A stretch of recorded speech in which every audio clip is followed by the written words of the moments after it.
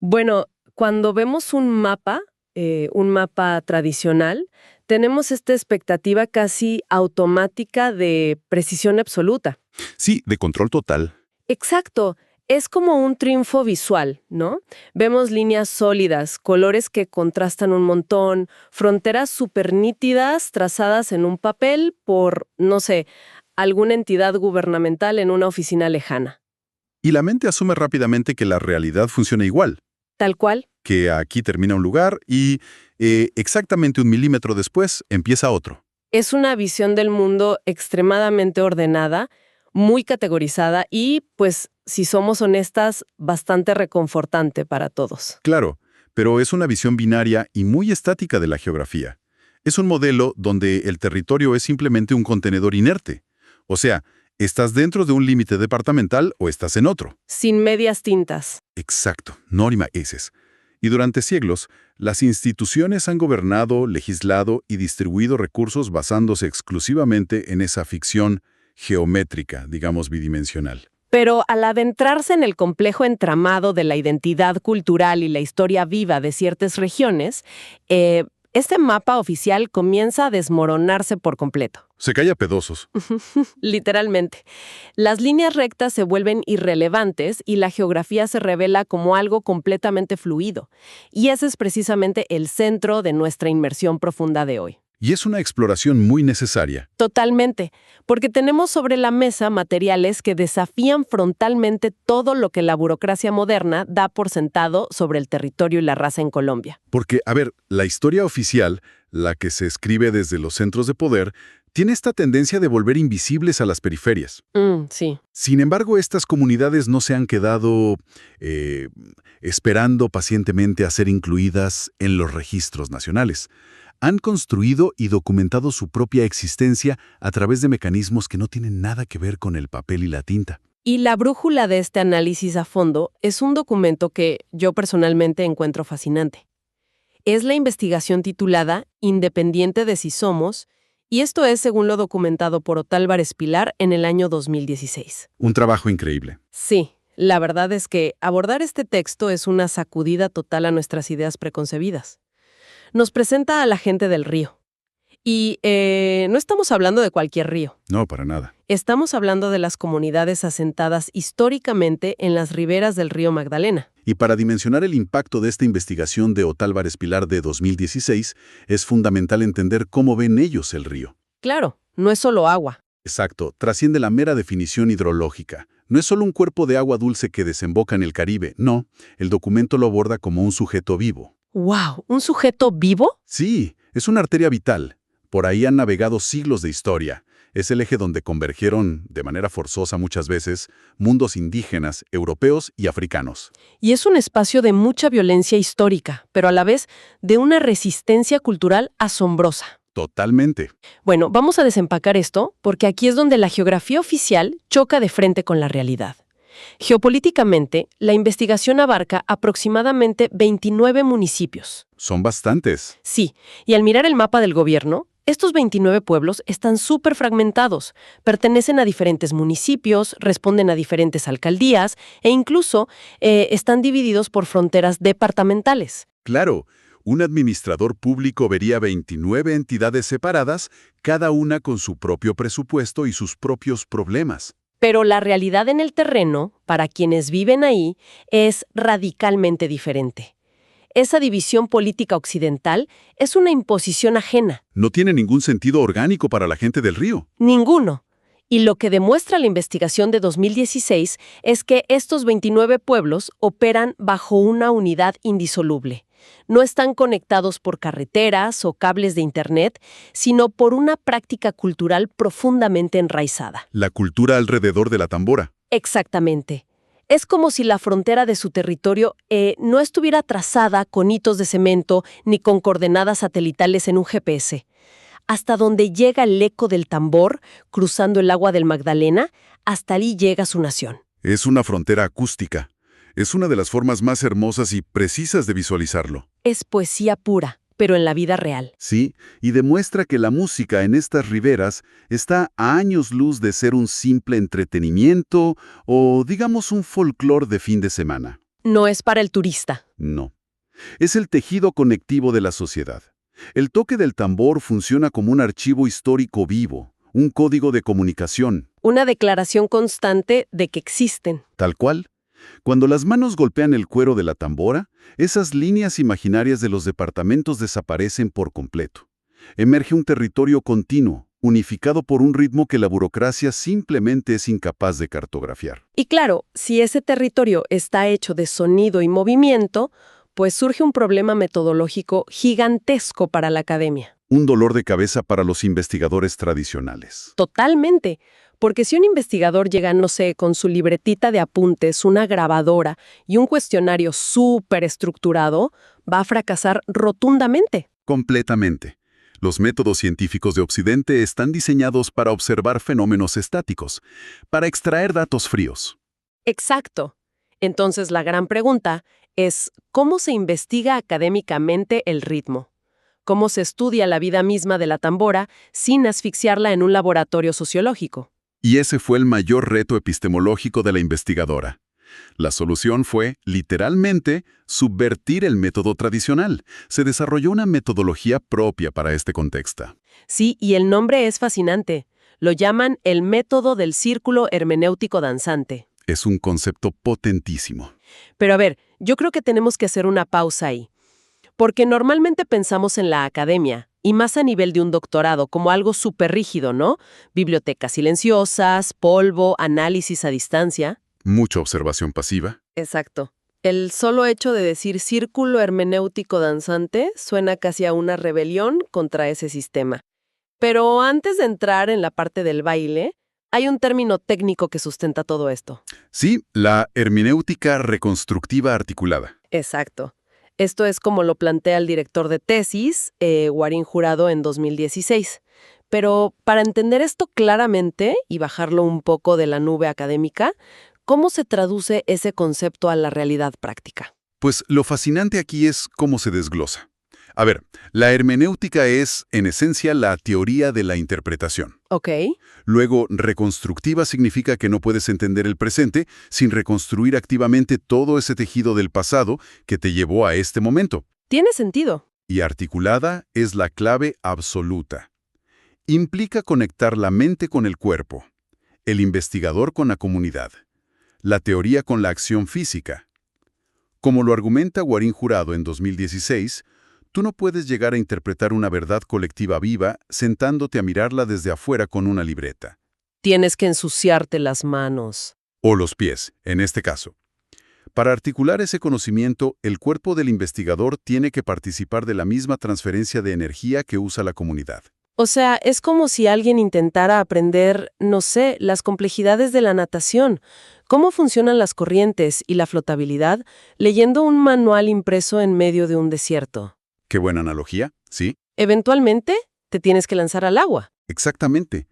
Hay que entrar al círculo y sudar. Entender la tambora requiere sentir la vibración acústica en el propio pecho. Tienes que participar en la fatiga física, integrarte a la respiración de todo el grupo bailando. Y al adoptar este círculo danzante como un método de investigación válido, ocurrió algo, diría yo, revolucionario para la academia. Cambió las reglas del juego. Sí, porque la comunidad dejó de ser un simple objeto de estudio pasivo que un académico citadino iba a escudriñar bajo un microscopio. Claro, el baile validó la tradición oral y corporal, no solo como folclore, sino como un método pedagógico legítimo. Y de altísima complejidad. Totalmente. La academia tuvo que agachar un poco la cabeza y aceptar que en la ribera del Magdalena el conocimiento se transfiere bailando. Cubrir realidades que, la verdad, jamás saldrían a la luz en una entrevista formal sentados en una sala. Es que en una entrevista la gente te dice lo que crees que quieres escuchar. Exacto. Y eso nos lleva a la exploración de la identidad frente al Estado, que para mí es uno de los descubrimientos más contundentes de la investigación de Pálvarez Pilar de 2016. Sí, es el núcleo sociopolítico de todo este trabajo. Hay que entender que estas comunidades de los 29 municipios ribereños han padecido una marginación histórica abrumadora. Años de olvido. Siglos. Las rutas de acceso institucionales han sido muy precarias desde la época de la colonización. Y cuando el Estado finalmente intenta acercarse a ellas en la modernidad, lo hace de la manera más fría posible. A través de un censo. A través del censo, exigiendo que se definan bajo categorías oficiales súper estandarizadas. Categorías demográficas como negros, afrocolombianos, raizales o palenqueros. Las típicas casillas de selección múltiple que uno ve en cualquier formulario del gobierno. Así es. Y el hallazgo profundo aquí es que, al interactuar desde adentro, desde el círculo danzante, se revela que estas comunidades no necesariamente estructuran su identidad en torno a esas etiquetas. A pesar de que sus raíces africanas son evidentes. Son innegables, tanto en su fisonomía como en su cultura. Pero ellos eligen conceptualizarse de una manera radicalmente diferente. Aquí es donde se pone muy interesante esto. Sí, porque proponen un universalismo muy profundo. Ellos, primero y ante todo, se reconocen como la persona, el humano y la humanidad. Pero a ver, pongamos esto bajo la lupa un segundo. Vivimos en una era hiperclasificada, ¿no? Sí, obsesionada con las etiquetas. Totalmente. Los gobiernos y las ONGs internacionales utilizan esas microetiquetas étnicas precisamente para rastrear la desigualdad, para asignar presupuestos de acción afirmativa, para intentar reparar daños históricos. Es el sistema que tenemos. Claro. Entonces, al negarse a encajar en la casilla oficial de afrocolombiano, ¿no corren el riesgo de volverse todavía más invisibles para recibir recursos del Estado? O sea, ¿por qué rechazarían la etiqueta que el mismo sistema usa para distribuir ayuda? Es un cuestionamiento súper válido, si lo miras desde la lógica administrativa occidental. Pero esa lógica obvia por completo la experiencia vital de la gente del Río. Claro. Su rechazo a la etiqueta institucional no es por ignorancia política para nada. Es una postura de resistencia filosófica pura. ¡Wow! Históricamente, cada vez que el Estado los ha etiquetado, desde la colonia hasta hoy, ha sido para controlarlos, para marginarlos o simplemente medirlos como estadísticas, pero rara vez para empoderarlos genuinamente. Tiene todo el sentido. Su identidad no nació en una oficina de planeación en la capital. Exacto. Se forjó en la adversidad de la ribera, en las inundaciones, en el aislamiento, compartiendo el pescado de la misma olla y tocando la tambora juntos. Es decir, la experiencia vital compartida supera cualquier intento de fragmentación burocrática. Totalmente. Otálvaro Pilar en 2016 subraya mucho esto. El mensaje desde las entrañas del Círculo de Tambora es que, independientemente de si alguien de la ribera tiene la piel más blanca, morena o negra, todos comparten esa raíz africana. Es el ancla de su historia. Sí, la africanidad para ellos no es una clasificación fenotípica excluyente, es un acervo cultural. Y esa hermandad, como se documenta ahí, no se activa marcando una X con un bolígrafo en un censo. No, se activa orgánicamente. Se activa cuando suena el tambor, cuando el ritmo llama a la comunidad entera a aplaudir y a reconocerse en la celebración de lo que son como pueblo. Es una identidad basada puramente en la acción colectiva. Es fascinante de verdad ver cómo esta identidad, este humanismo que emerge del tambor, no es simplemente un tesoro folclórico guardado en formol. No está ahí solo para complacer a los antropólogos que van de visita. No es una pieza de museo. Para nada, es, en la realidad más cruda y actual, una verdadera armadura de supervivencia. Y esto nos adentra en una realidad súper concreta que aborda la investigación. Ya alejándonos un poquito de la teoría, para aterrizar en el municipio de Gamarra, en el departamento del Cesar. Sí, Gamarra, y específicamente el corregimiento de Puerto Viejo. En los documentos esto sirve como el caso de estudio, en vivo, aunque el texto aclara que esto pasa en toda la región ribereña. Claro, no es un fenómeno aislado. No, para nada. Allí opera un grupo cultural que se llama Son del Puerto. Y los números que arroja la investigación sobre este grupo son impactantes, especialmente por su composición. Integran a 24 niños, niñas y adolescentes. Y ojo a esto, con un rango de edad que va desde los 3 hasta los 23 años. Es una barbaridad. Sí, hay una convivencia ininterrumpida de generaciones. Tienes desde la primera infancia hasta la adultez temprana, todos operando dentro de la misma estructura de transmisión cultural. Y el peso real de esta cifra, de estos 24 jóvenes juntos, solo se puede comprender cuando analizas el contexto espacial donde ocurre esto. Estamos hablando del corazón del Magdalena Medio. Sí. Un territorio que, históricamente, para quienes consumimos noticias, tiene una carga mediática inmensa. Al leer los titulares de prensa, la narrativa sobre el Magdalena Medio parece estar monopolizada por dinámicas de conflicto, disputas de tierras, violencia, mucha tragedia sociopolítica. Siempre es el mismo ángulo. Sí, la imagen que el país centralista consume de esta región suele ser de desolación constante. Y es precisamente esa narrativa determinista la que esta investigación desmonta por completo. Porque, a pesar de habitar una geografía indiscutiblemente atravesada por presiones violentas, el trabajo de Otálvarez Pilar de 2016 recalca que las comunidades reclaman la agencia sobre sus propios destinos. No son víctimas pasivas. Para nada.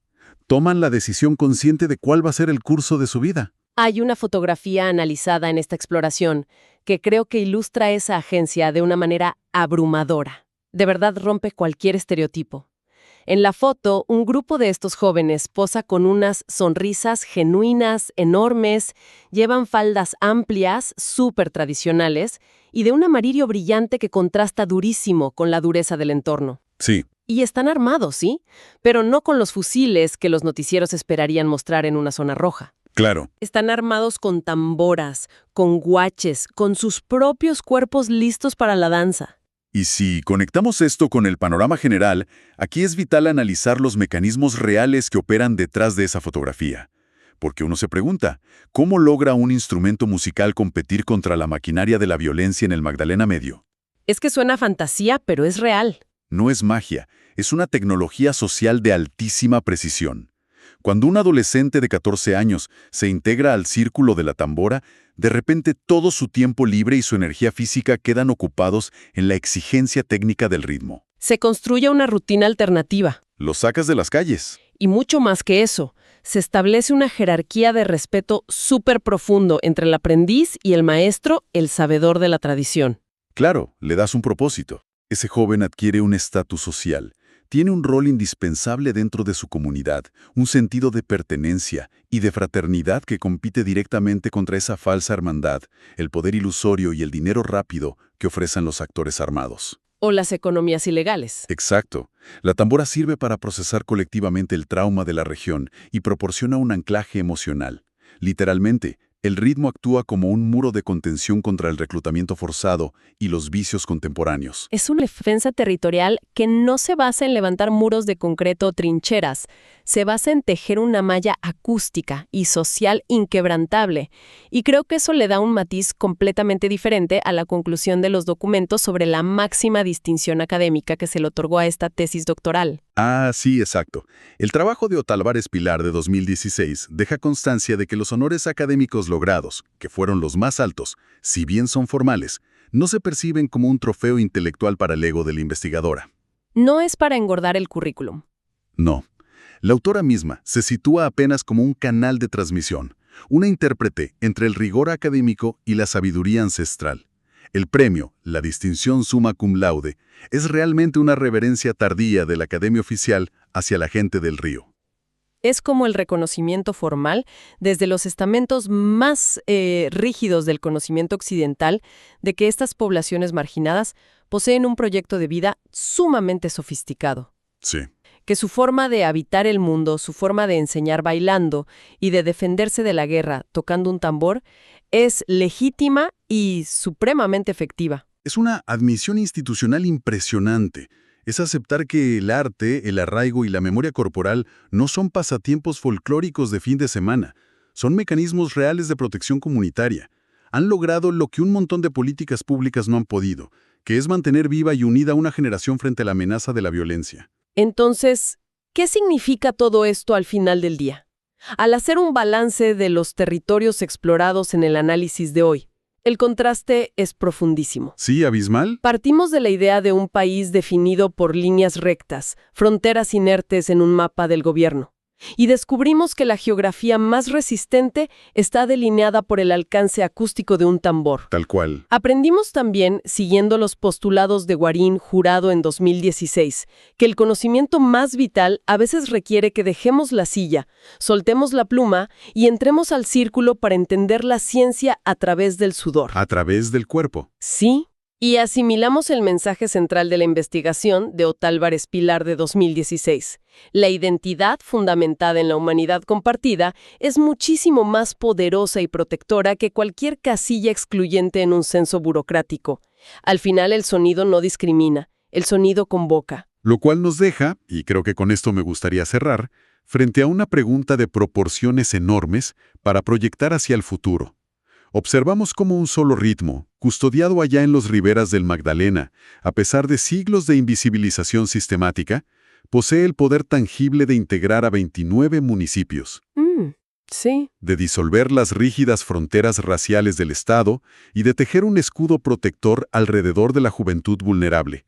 Entonces, si esa capacidad de transformación social profunda reside en un tambor de gamarra, ¿qué otras extraordinarias tecnologías sociales ancestrales estamos ignorando O silenciando. o desechando en otras periferias, simplemente porque carecemos de la humildad o el método para entender un lenguaje que no encaja en las frías casillas de nuestras instituciones modernas? ¡Wow! Es una interrogante inmensa. Y la verdad, resuena mucho más allá de las riberas del Magdalena.